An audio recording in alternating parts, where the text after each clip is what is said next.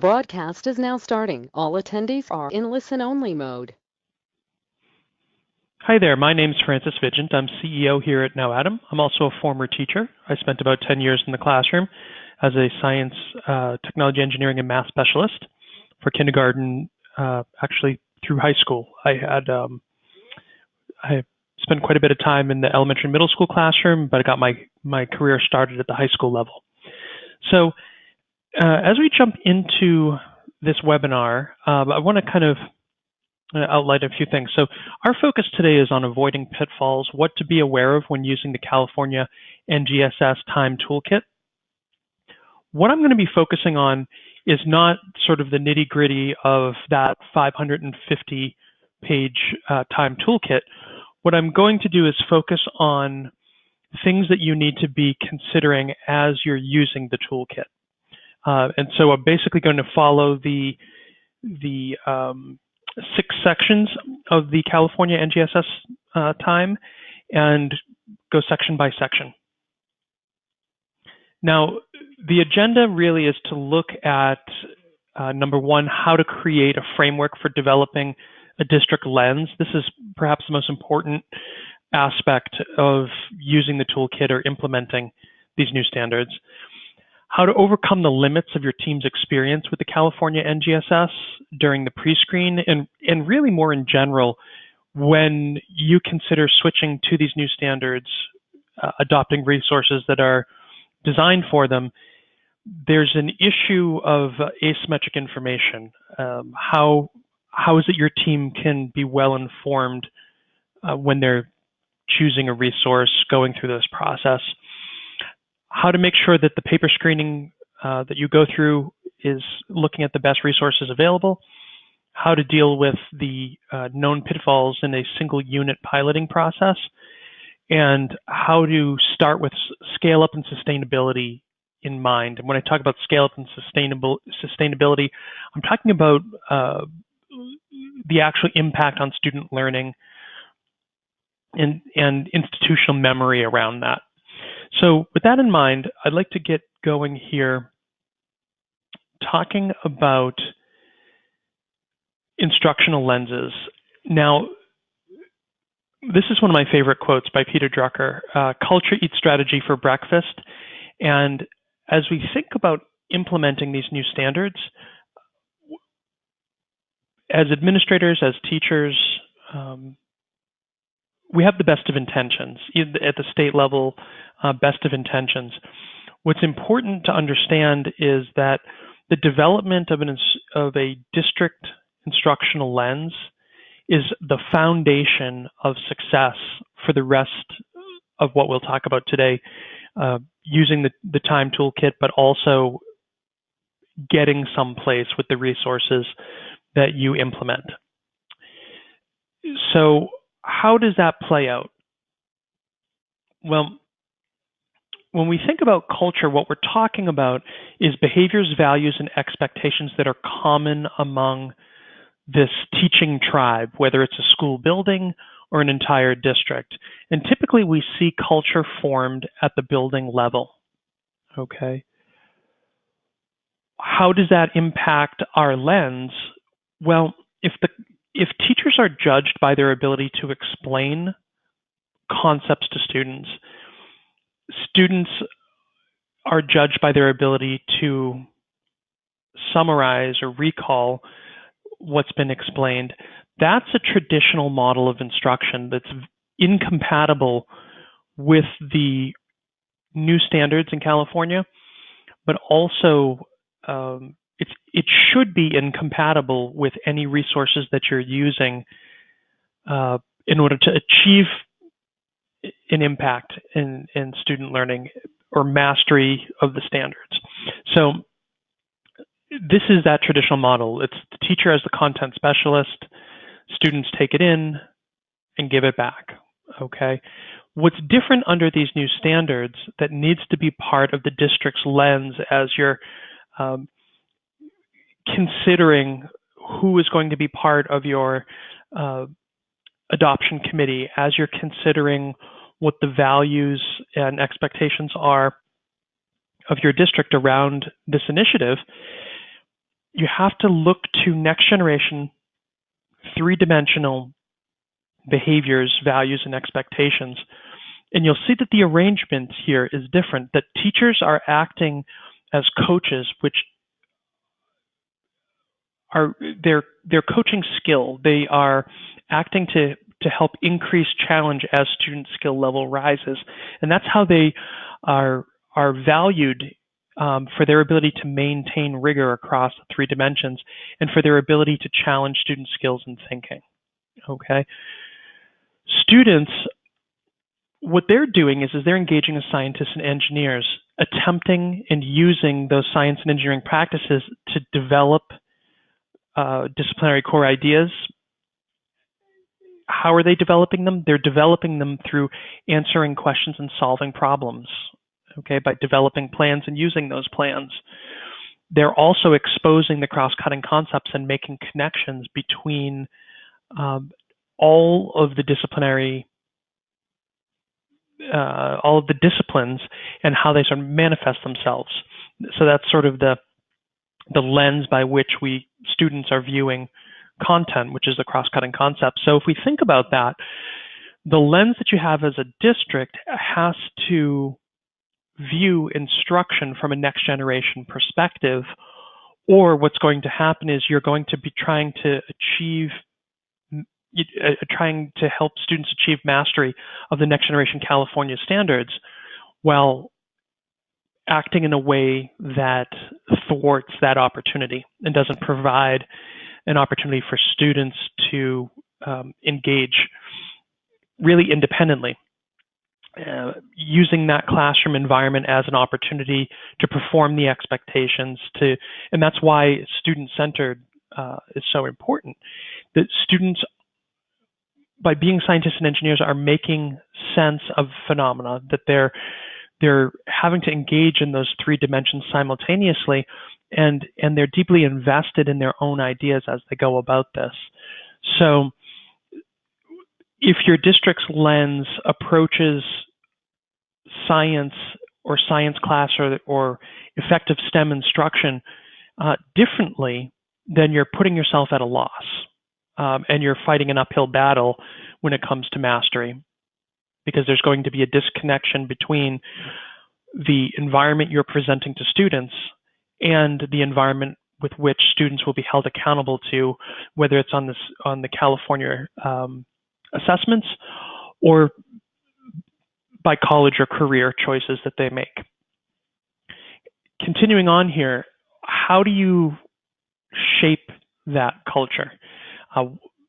Specifically, it's set by instructional leadership, whether that is, most often it's a principal, but more and more we've seen principals who view themselves as sort of executives, sometimes more in the charter world than the non-charter world. But the issue being that principals, by virtue of their hiring and firing and evaluative capacities, are the de facto instructional leaders. And so having a principal which is a weak instructional leader, or someone who completely delegates or ignores the instructional leadership role, leaves a building at a loss. And if you have a collection of these individuals, it leaves a district at a loss. So sometimes in that situation, the instructional leader becomes a lead teacher. It may be a deputy superintendent. It really kind of depends. Every district is unique, but the instructional leadership sets culture by communicating and defining why we're here, why we as teachers are here, practitioners are here. How should we engage? How do we engage in our work? What is acceptable in that work? And you see this if you visit many schools. I've been in hundreds and hundreds of classrooms in different schools, and you can tell right away when there is strong instructional leadership and when that instructional leadership is lacking. Because this vision is what guides the instructional community in that building as a tribe. They are the instructional leader is the tribal leader, and it guides the behaviors, the values, and the expectations of everybody in that building. And what happens is if somebody, and this is kind of how it plays out over time, if somebody joins the building and they are not in sync with the values and expectations and behaviors, they will leave, because everybody in that building are united by these things. Okay, so you think about what's acceptable. If it's acceptable to show up after the children, in sort of an extreme example here, if it's acceptable to show up after the children, then obviously if that's one individual's decision and it's not something that's acceptable among the tribe, then that person's going to, sort of suffer the consequences, versus being the only person who shows up on time in the tribes. What's acceptable to the tribe is showing up after the children, let's say. So a non-science example, but just an example of how these values sort of combine to define the success of the tribe. And so if it's acceptable that annual progress targets are not met, if it's acceptable that we view the socioeconomics of the children that we serve as a reason for low performance, if it's acceptable that we don't expect English learners to engage in rapid development through strategies using grade level appropriate text, all of these sort of things combine to define the level of success, or even limit the level of success of that school. And the same thing applies to the implementation of the new standards, because how we define success defines how we teach and what we view as learning well. And so you can imagine if a district's lens is rather lacking in terms of expectations, values, and behaviors of what's possible, then what happens in terms of teaching and learning is that it falls short of challenging students to achieve what's possible. And it's very hard to make progress towards higher standardized test scores, higher graduation rates, greater participation by underrepresented groups, socioeconomic, so on, in STEM disciplines. It all starts here. So the goal of developing a district lens is creating a widespread pedagogical awareness among practitioners, the teachers, the administrators, and even the parent and stakeholder community. Secondly, instructional values, which are shared and practiced. There was this big push some years back where schools would, go out, we need to have a mission statement. Everybody should know our mission statement. And I have to believe that pretty much every school in the United States, every district in the United States has some kind of a mission statement. That statement is supposed to contain values, which are shared and practiced, but most often the mission statement is something that's created with formal language and put on a wall. What's important here is that the district lens is something that is shared, that is sourced from practitioners, and is something that's practiced. So if we value critical thinking, what do we mean by critical thinking, and how do we actually practice that in terms of the programming that we choose, the processes that we go through to vet that programming, and the types of expectations and learning environments that we have in our next generation science classrooms in California, in our district. So that brings you to the third piece, stakeholders. As stakeholders, so you think about students, teachers, principals, and other administrators, and even parents. Can they identify three-dimensional teaching and learning on a spectrum of success? So when you think about a principal going into a classroom, are they able to view what's going on and place it in an appropriate location between effective or ineffective and highly effective STEM instruction?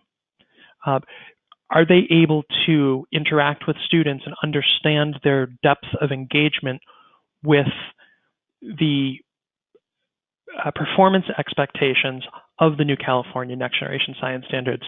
Are they able to identify evidence of student learning? And if they aren't, that is a hole in the district's lens. It's actually a blind spot. And I would recommend this simple sort of task that you can do with teachers and administrators. You can ask them to identify 3 to 4 key elements of a standard. So simply give them a performance expectation. Ask them to identify those 3 or 4 key elements. Secondly, ask them to identify, once you've given them 5 or 10 minutes to identify those key elements, then ask them to identify the concepts, skills, and connections that are necessary for mastery of that standard. And again, from the perspective of the student, what are the concepts, skills, and connections a student needs to be able to make in order to demonstrate mastery of the standard. Third, ask those same folks to identify what they would look for as evidence of mastery of the standard.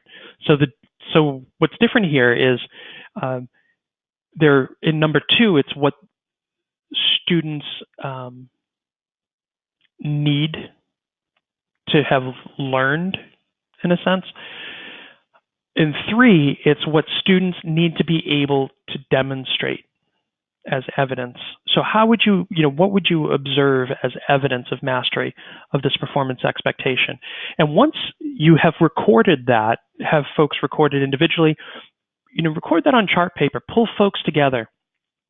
And then what I would do is encourage folks to set aside what they've created for a second, and then provide them with the 3 foundation boxes for that standard that you asked them to identify the 3 or 4 key elements.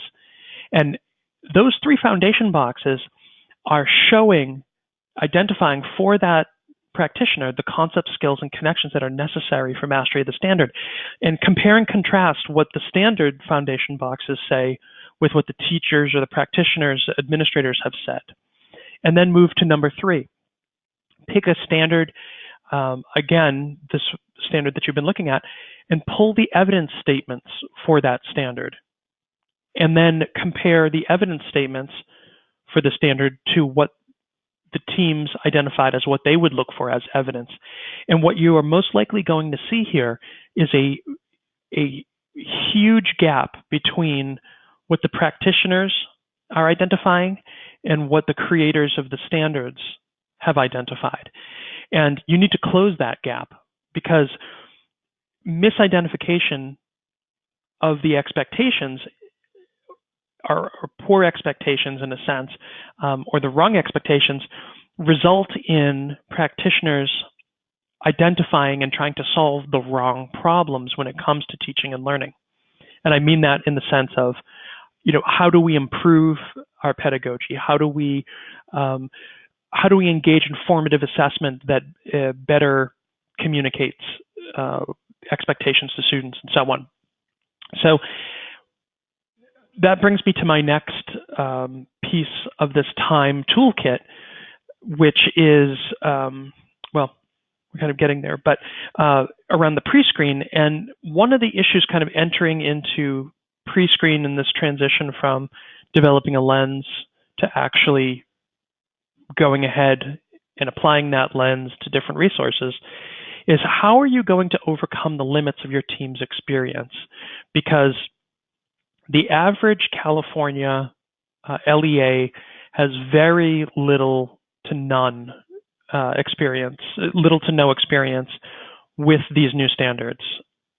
And that's a shame, because they've been in production and there has been communication for years now about these things. And on the flip side, there are some districts that feel like they're on top of it. They've created all this stuff and it's, as good as go, no problem. Here's the issue though, and I like this quote from Angela Duckworth, that novelty for the beginner comes in one form and novelty for the expert in another. For the beginner, novelty is anything that hasn't been encountered before. For the expert, novelty is nuance.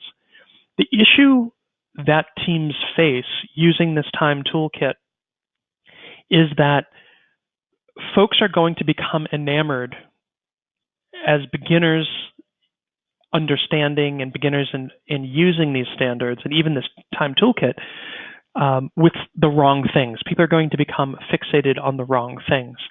And it's important to slow the process down, at least the thinking and discussion process, to really meditate, in a sense, on the nuance in the expectations themselves, because that's how your team will be able to transition from beginner to expert by looking at those nuances and then seeking them out in the resources and asking. It's going to equip your folks to ask better questions.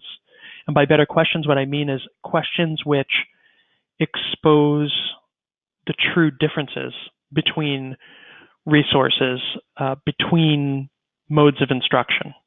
Okay. One of the kind of basic things that often happens is folks look at the science and engineering practices and they say, yeah, we do that. But the problem there is that they don't even focus on their own words.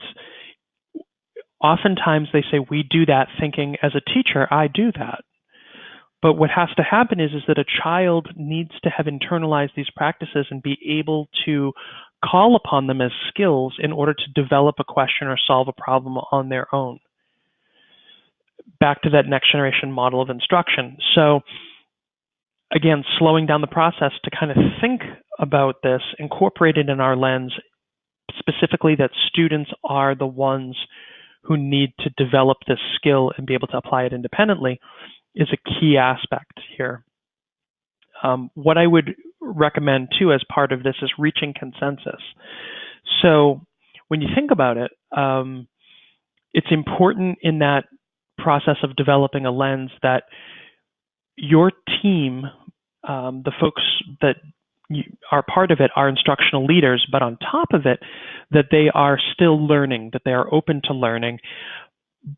And as part of that, that your team is reaching consensus on some basic things. Number one is how we learn.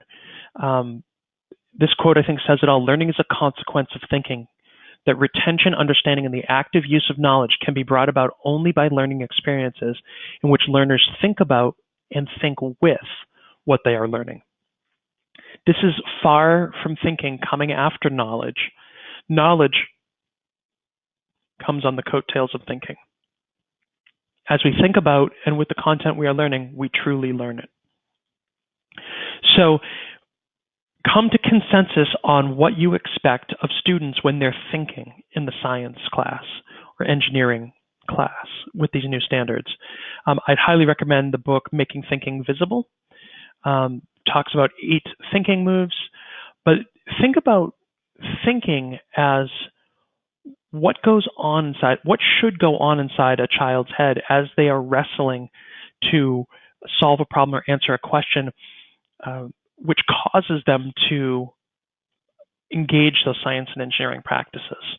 Okay, so if we think about building an explanation or an interpretation or reasoning with evidence or considering a different point of view, shifting into that gear of thinking should call upon the science and engineering practices and so on in different combinations. Come to some consensus around Bloom's taxonomy. This is a big shift for a lot of educators. Bloom's taxonomy, is not a scientific product. It is a theory. And a lot of folks view it in this sense of a pyramid where you have to transition through some sort of linear steps in order to get to higher order thinking. But the reality is, and again, I would encourage you to reach consensus on your group about this, that the purpose of learning is to develop and deepen understanding, and that we develop and deepen an understanding by engaging in remembering, analyzing, creating, applying, and so on as tools. And so thinking about that, all of these tools, all of these different aspects of thinking are key to mastery of these new standards, because the science and engineering practices can only be demonstrated if we have developed the skill to solve problems and answer questions in the context of the content itself. And so these are not things that can be taught in isolation. One of the places where districts struggle to reach consensus is around the expectations for what a successful implementation is. Because unfortunately, and you see this where districts will look at a state adoption list and say, well, let's pick this one. This is like, technology enabled, or, this is an electronic textbook or something like this. And so essentially there's a vague vision of what is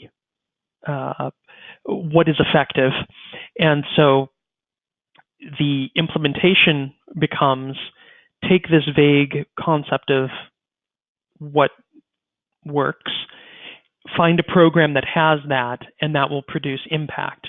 And that is a recipe for failure over and over and over again. And unfortunately, there's little room for success in this because programs do not produce impact. I'll try to explain a bit about what I mean by that. So how does your group of teachers, the tribe of practitioners, define success? Remember, we mentioned early on, there's sort of the values, expectations, and so on. Well, there's a lot that goes into creating an impact. And so, how do we define success? How do we look at impact or a lack of impact? We can't turn around and look purely at a program. We have to look at professional development. So maybe there's a vision, maybe it's vague, maybe it's specific.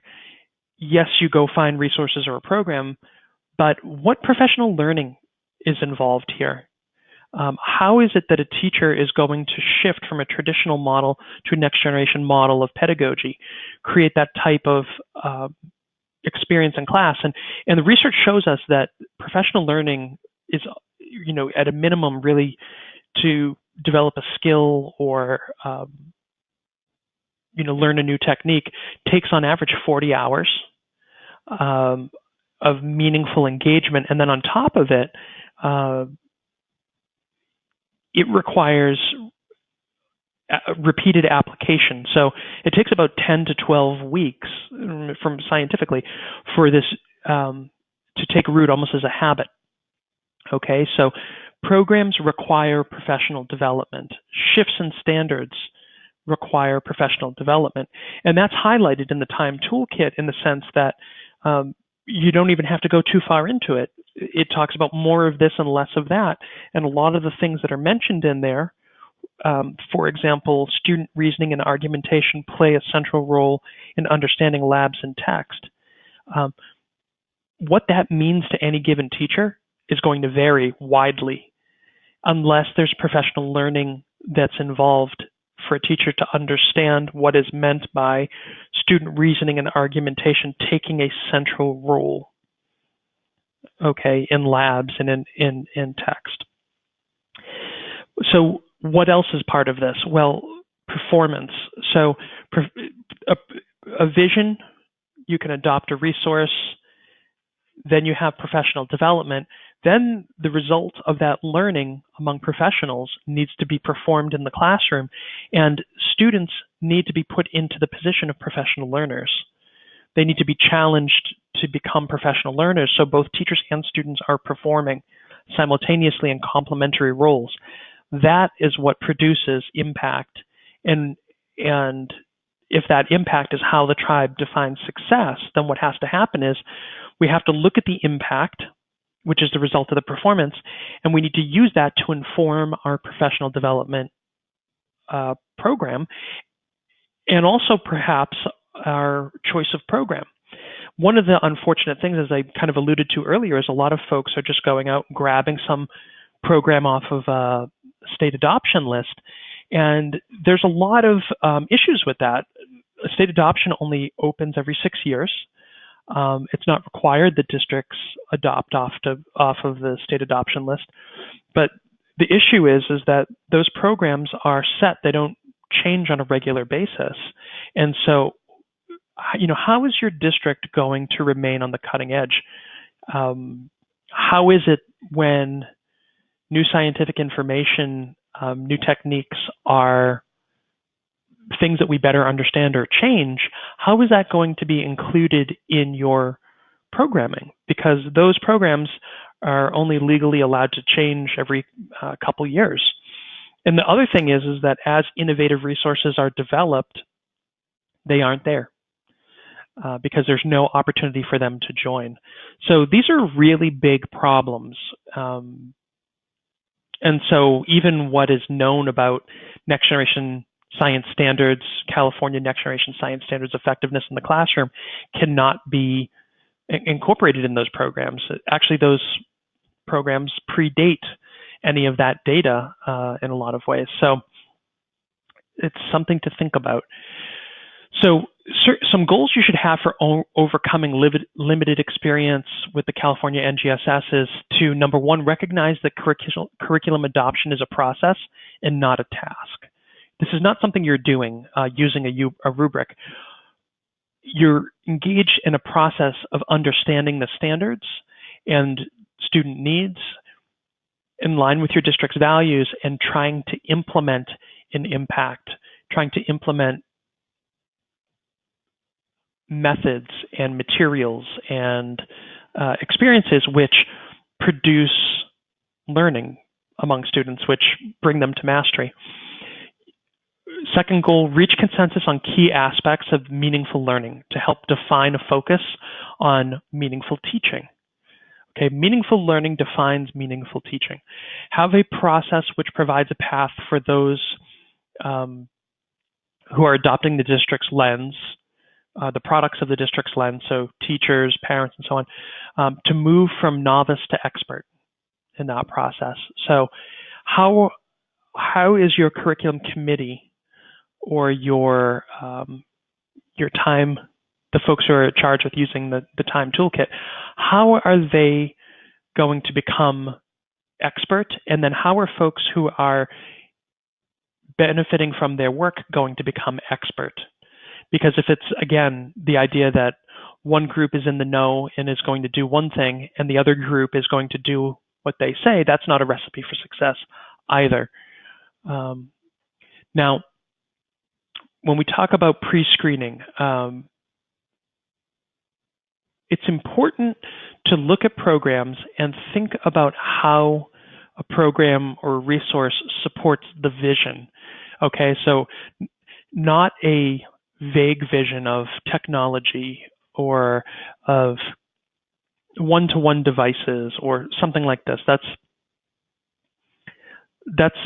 vague when it comes to student learning. Okay, what is it that is the fundamental value add in your students engaging in these California Next Generation Science Standards, and what is that vision for mastery?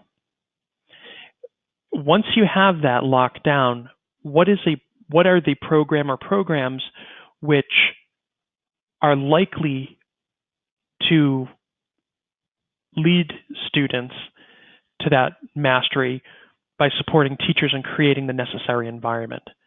One of the key things that's important here is a year-long progression of units that intentionally nurtures students across all three dimensions. Okay, not a once and done, not a gigantic unit that takes 3 months, 6 months. It's something that is very thoughtful and specific, teaching those standards in clusters and engaging students' own ideas and shifting them to engage complex phenomena and better understand that through manifesting their own thoughts and experiments and prototypes around things that they wonder about that phenomena.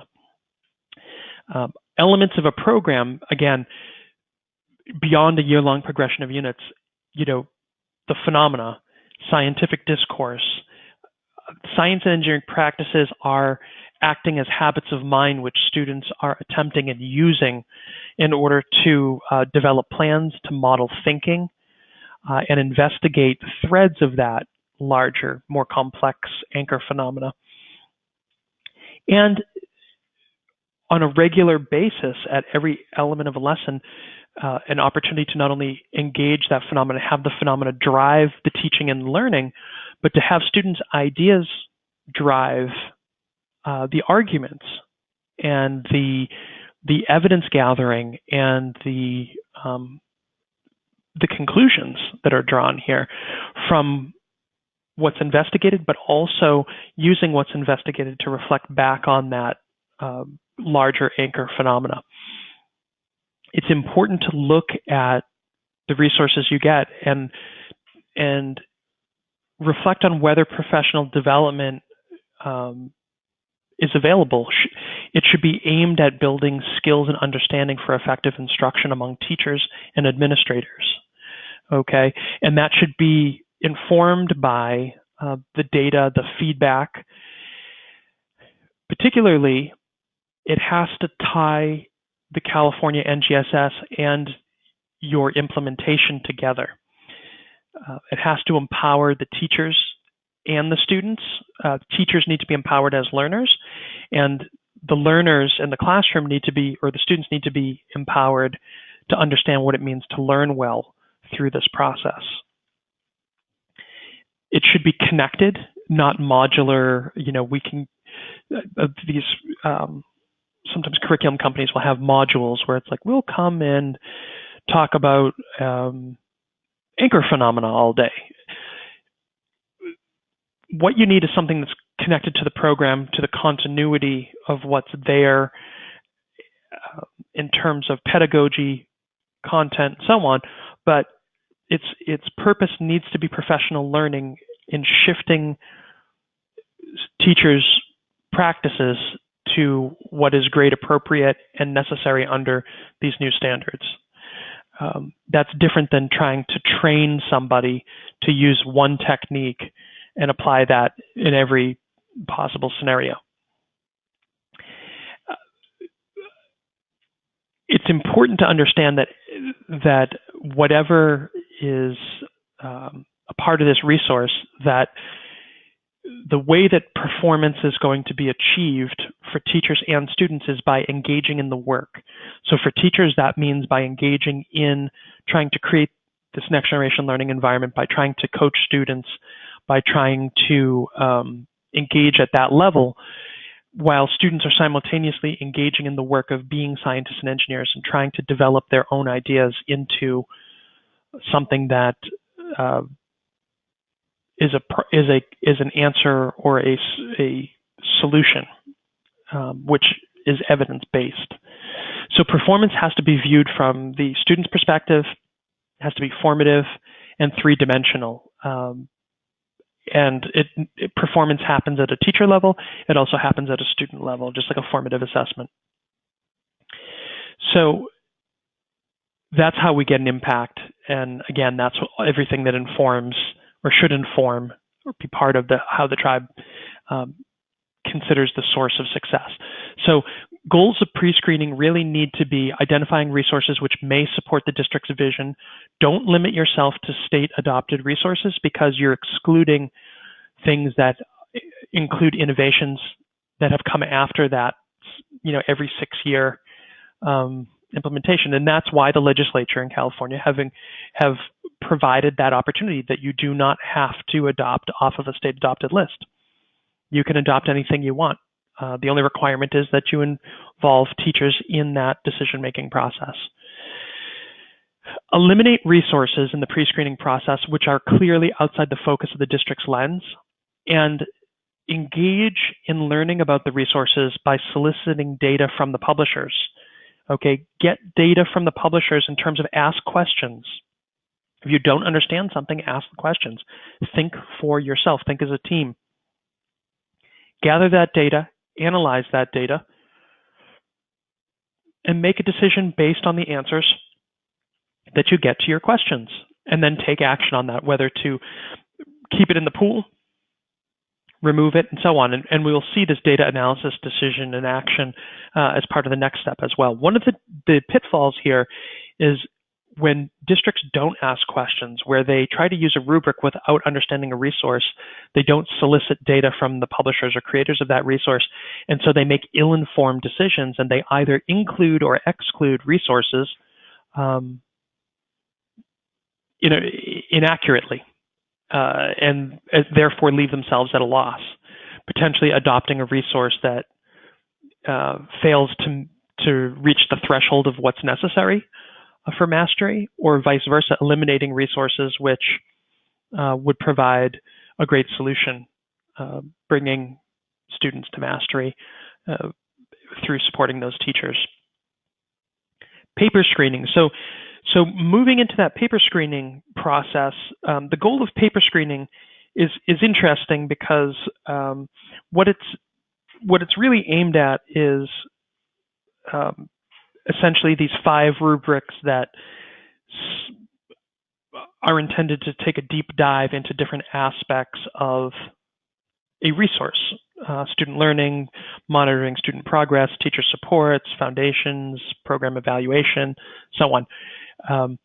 But it's really important, going back to the district lens, that there is that consensus around what is a next generation learning environment, because a lot of folks have this picture as their idea of a next generation learning environment.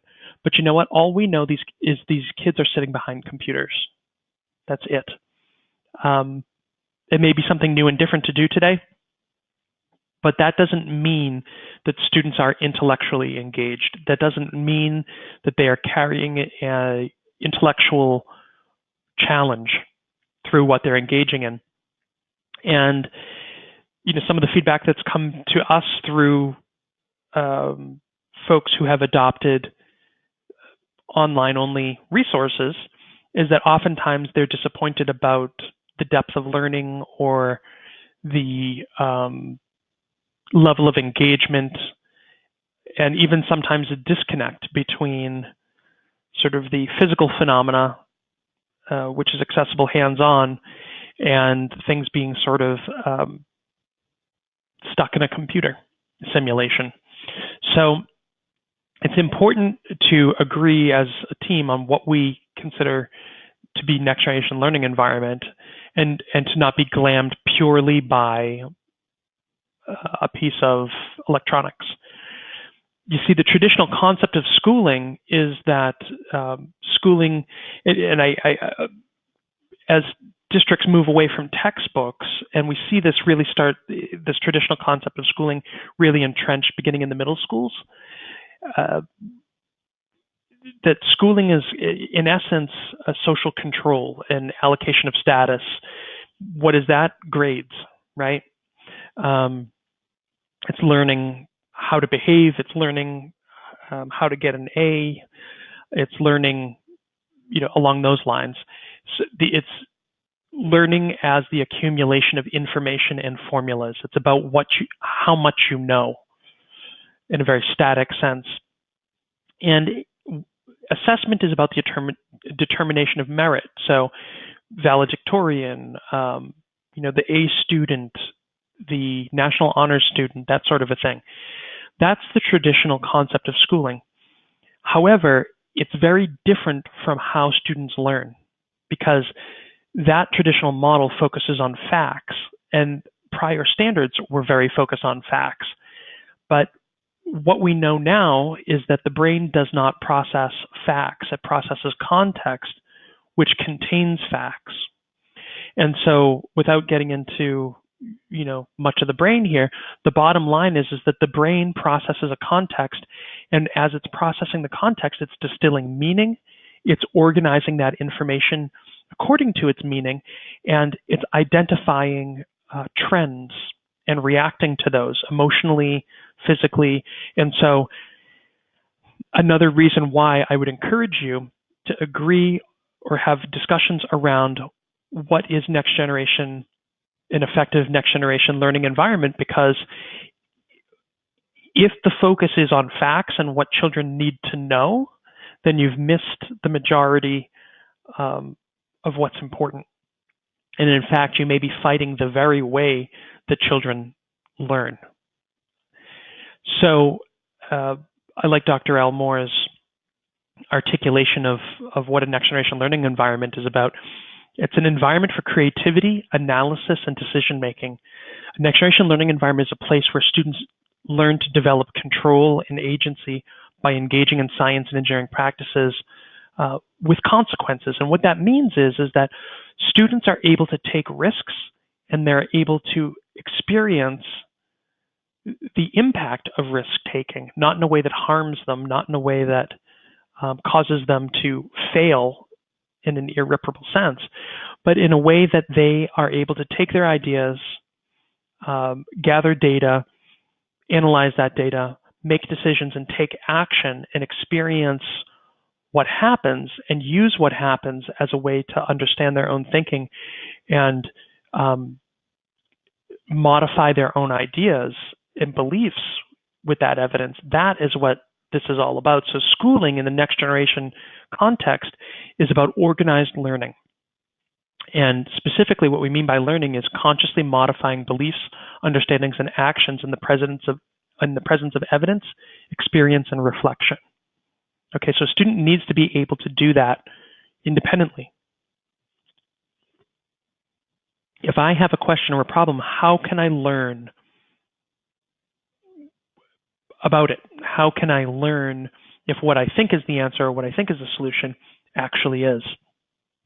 And so assessment is about the monitoring of the development of learning. It's not about assigning a special star to somebody. It's about understanding their level of ability and skill, which is all flexible when it comes to modifying beliefs, understandings, and actions in the presence of evidence, experience, and reflection. Now, what does all this mean? Well, how practitioners understand the requirements of the new California Next Generation Science Standards is made visible in this paper screening process because the rubrics highlight as a side, almost like a side effect. I don't know how to describe it, but essentially the rubrics bring to light or make visible gaps in practitioner understanding. And I'll give you an example here. This is an accumulation of feedback around phenomena in a particular lesson or unit. So all of the folks saw the same lesson or unit. And this is what they said. There's no phenomena at all, no anchoring phenomena, no guiding questions. Another person said there's not a single unit phenomena. Another person said the lesson phenomena seem more like traditional approaches to science investigation rather than the NGSS idea of phenomena. Another person said the unit begins with a sinkhole phenomena and then moves toward a final project of engineering a water filtration device. Another person said initial phenomena does not seem to anchor the whole unit. And then another person said they're not sure there's an anchoring phenomena or a lesson phenomena here. So one person sees phenomena and seems to be able to kind of connect it with what's happening. Other people can't see phenomena at all. And then there's sort of this in-between group of people where they feel like there might be phenomena or that the phenomena is there but disconnected, or they're just not sure. So if you get to the point where you are paper screening resources and you see this sort of feedback coming through, this diversity of perspectives, which really is a diversity in experience and level of understanding, it's important to bring that group back together and really clarify and discuss what phenomena are as a group, really think through that. I'll show you another one. So when schools and districts operate in a vacuum, there is danger not only around what phenomena are and what the standards are and are expecting, but also what is three-dimensional learning. So here's another one where you see folks saying things like the investigations seem more like traditional scientific method rather than science and engineering practices of the next generation science standard. So again, if a student is engaged in developing a plan, you know, are science and engineering practices involved? There are occasions where scientific method is used in a classroom context or by students, which engages all of the science and engineering practices independently by students. And then there are other ways of approaching things where it's something that's copied down off a board given by a teacher, and no science and engineering practices are involved because there is no planning engaged in by the students. Then you look at things like, this is something that is much more teacher-driven and coached. Well, is something that is being coached? What does that mean? What does it mean to be teacher-driven? I like this one. This one kind of makes me laugh a little bit. The actual words for each of the NGSS components are not referred to in activities or discussions for either the teacher, for either what the teacher should say or the students. So here, an individual is seeing three-dimensional learning as specific words that need to be said or specific acronyms that need to be said by a practitioner. So they're expecting this to be something that's scripted. Another one here, activities certainly use three dimensions, but are these three dimensions explicit? So somebody's sort of a midpoint. They are identifying the three dimensions, but they feel like maybe they should be explicit. Do they have to be? Not sure. And again, somebody comes back saying, they're not sure about phenomena. So if you see this sort of spread, again, need to pull folks back together. I'm not going to go through this one, but again, what is NGSS instructions? What is next generation science instruction? Next generation science instruction should involve coaching. That's the point of formative assessments, for students to learn what it means to learn well and to be able to use that then and now. However, you can see in this case, folks don't understand that, or at least somebody doesn't understand it. What's the role of Socratic seminar? What is that? In terms of showing understanding, what should that look like?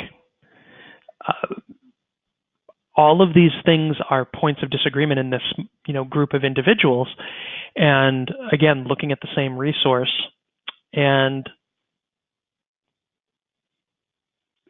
if you go through paper screening resources this way, what's going to happen is you're going to choose a resource based on a shoddy understanding of what that resource needs to accomplish.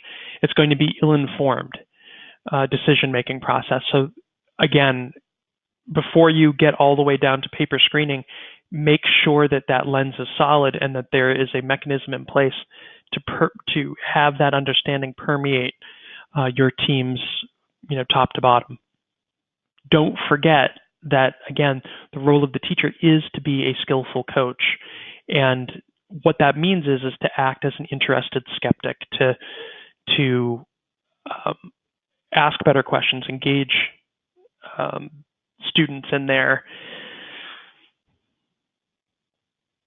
thinking, coach students in such a way that it requires students to think. Okay. What are the goals of paper screening? It's to leave with a set of resources that you'll pilot, which are most likely to result in three-dimensional learning and therefore student mastery. Okay. Another goal should be to understand the limits of the resources that you're considering, because no resource can do everything. No resource is going to check every box, and not all boxes are equal.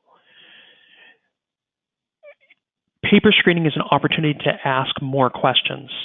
Engage in learning about the resource, its design, and the publisher's intent by soliciting information from the publisher. If you can't get a hold of them, if you can't get those questions answered, then that should be a warning sign for you. On the flip side, if you don't have any questions to ask, then you're probably not thinking as a team deeply enough about the resources that are there, because nobody understands everything about everything. And we're at a point in time right now where everybody's understanding is somewhere on a spectrum between, something or nothing and something. Nobody has a perfect understanding around even what these standards will look like over time in terms of what levels of mastery a student can reach in an absolute sense at various grade levels. Talking about piloting. So piloting is about creating a space for a program, and in so kind of evaluating that and trying to understand if that program creates a space for a culture of thinking among students and adults. I really enjoy this quote: "The children grow into the intellectual life of those around them," and that school is no longer about the quick right answer, about the ongoing mental work of understanding new ideas and information. And I think that's true for students and teachers. Piloting is also about understanding what the learning value of the tasks within that resource are. So a task is no longer about producing a conforming product. What I mean by that, it's not about a teacher's demonstration and then a student going back and demonstrating something for themselves or going back and making that for themselves. The value of a teaching task is its ability to develop a student's thinking skills and agency. So you shouldn't see programs, or you should run from programs that are set up like what you see on the left and run towards programs like what you see set up on the right, where students are engaged in small teams as partners, that they're developing an idea as a team of two students and having to work through, compromise, consider the resources that are available to them and what they believe may be the answer to that problem, the solution to that problem or answer to that question, and then use the plan that they create to create a prototype or an experiment where they get data that's useful for understanding their own perspective, and then use that data to validate or invalidate that perspective and argue from the evidence that they gathered. That's a very rich next generation learning environment. Okay, if in your pilot there's no opportunity for that it's focused on creating a conforming product or students doing a discrete task in a simulation or an app or clicking on certain things, that you have to ask yourself, how is that developing a student's thinking skills? How is it developing their agency to be able to solve problems and answer questions for themselves?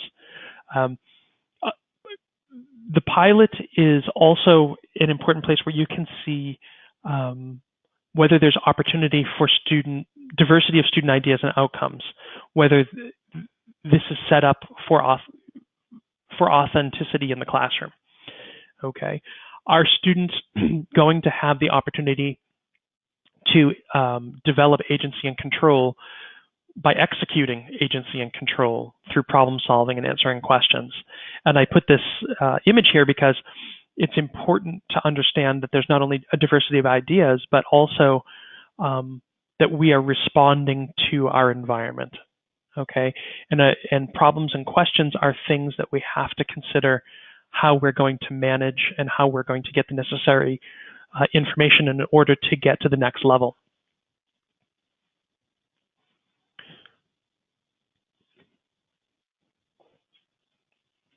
Looking here at what next generation California science standards look like in the classroom in terms of curriculum and instruction, in the case of NOADM, all of our California users have been engaged for several years now in this, but this is what their classrooms look like. There's anchor phenomena, which students discuss and become dissatisfied with elements of their understanding, their depth of understanding about that, why it's happening, how it's happening, what's causing it.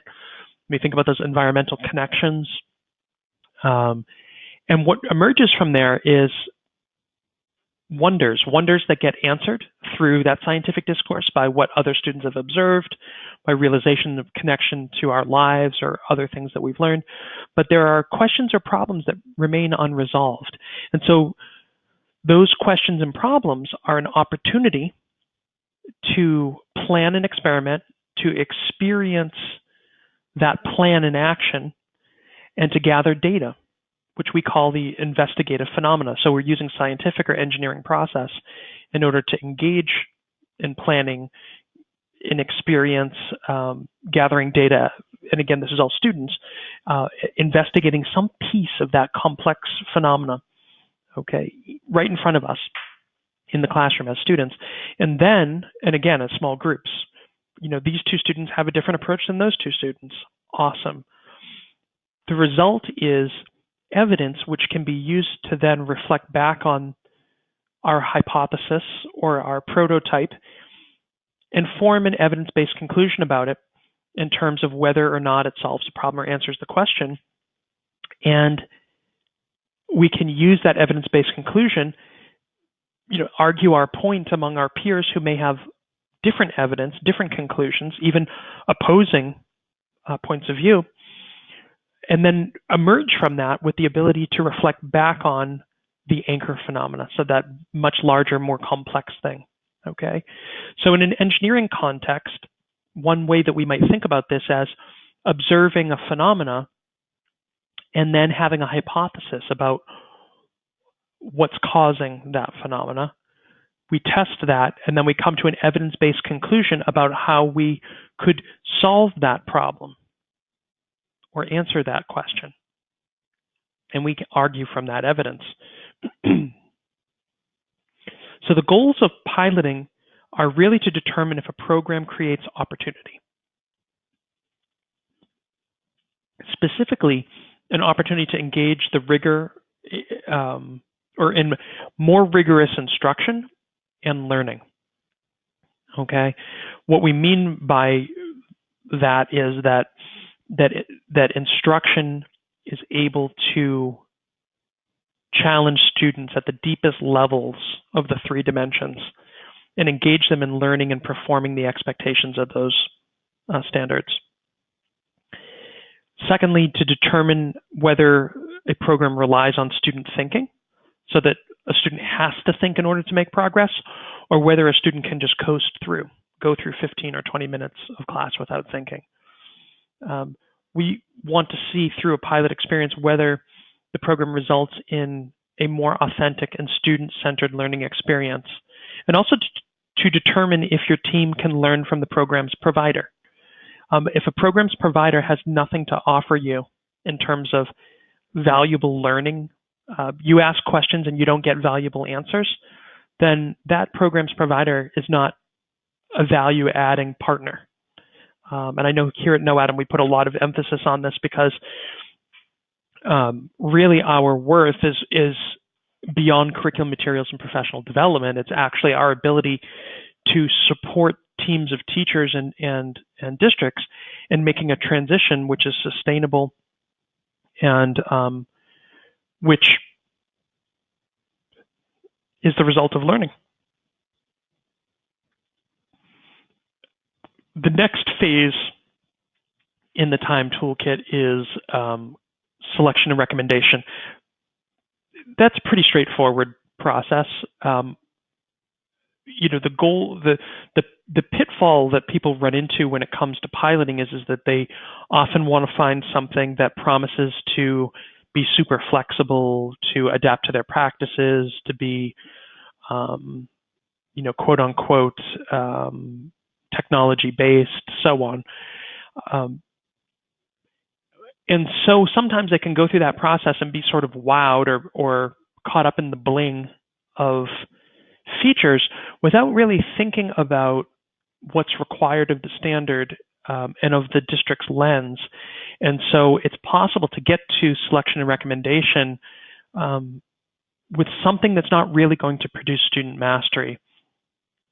So it's important that when you go through that selection and recommendation process that you're presenting programs according to their alignment with the district's lens, that you communicate the expectations for student impact and how you're going to approach implementation of those resources in order to achieve that impact. And pick resources based on a high road of instructional leadership by taking that high road position and also using that leadership position to solidify buy-in among all your stakeholders. Taking a position of comfort, taking a position that's safe. Again, pick something off the state's adoption list because somebody went through a big process. Well, just because somebody went through a process doesn't mean that process was perfect. It doesn't mean that the best resources were even part of the pool of consideration in that process. And what that process looked for may not be the things that are most important to your district. So, keep an open mind around what instructional leadership is and what is required to achieve your community's goals. And so think about implementation as a growth process. Identify your partners in growth, make sure that they are part of the selection and recommendation process. As you go through implementation, how are you gathering feedback? And more importantly, the feedback that you get, how are you vetting it? How do you know that the feedback that you're getting is the result of an informed opinion and a complete understanding? And so it's very important to think about that. And finally, what does success look like? What is it that you are bought into? Okay, if success looks like higher scores, then what you've bought into is a test. If success looks like students screaming, "This is great," then perhaps you're bought into fun. If success looks like not needing any planning time, then perhaps what you're bought into is easy. Whatever it is for you all, and it should be more than one element, it's important to recognize it and to make that a part of your process in terms of how you reflect on what you're doing. And so that's why the goal of implementation really should be refining student impact and teachers' instructional capacity. Okay. If you have any questions about any of this, I would encourage you to reach out. Again, the TIME toolkit is something that's very complex, very detailed. It's not, again, for the faint of heart to sort of sit down and go through all of the nitty-gritty. The one place I would say you should use caution is around the time recommendations when it comes to those 6 sections of the California Next Generation Science Time. It takes more than 3 or 4 hours to develop a district lens. It takes more than 3 or 4 hours to pre-screen resources. And, paper screening may take 20 or 25 hours. Chances are it takes more than that. And so the implementation is an ongoing process. Piloting materials is not going to show you the depth of mastery that a child can get to, but it is going to show you the type of learning environment that's expected and where there may be a gap in skills and an opportunity for growth when you look at what has been done and what student expectations have been and what they could be. And so take that into account as you're making your selections and recommendations and as you move through this implementation and planning process. If there's a way that NoAtom can be helpful to you in this process, please feel free to reach out to me, reach out to our organization. You can visit us at noatom.com. And if you are at a point where you are considering resources, I would highly encourage you to take a look at noatom.com, go to curriculum, and look at the resources that we have that are grade specific, full year, are designed specifically for the California Next Generation Science Standards. And, we have all the documentation, rubrics, data impact, so on, case studies. And we'd love to share those with you. We have all of the hands-on materials to go with those, and we work with districts of 600 classrooms all the way down to districts of 1 classroom. So we have an opportunity for you if it's appropriate. And again, we don't work with everyone. We work with folks who are really invested as district administrators, as principals, as teachers, regardless of socioeconomics, to adopt these new standards and to implement next generation design resources, which are hands-on, able to function in any environment, urban, suburban, rural, regardless of the access to technology, and yet produce the highest levels of learning and institutional capacity among teachers and students. So please feel free to reach out, visit knowAtom.com. And if you have any questions, my name is Francis. I'd be happy to engage you in discussion about any of the topics we've discussed today. Good luck in your implementation of the new California Next Generation Science Standards and use of the TIME toolkit. Take care.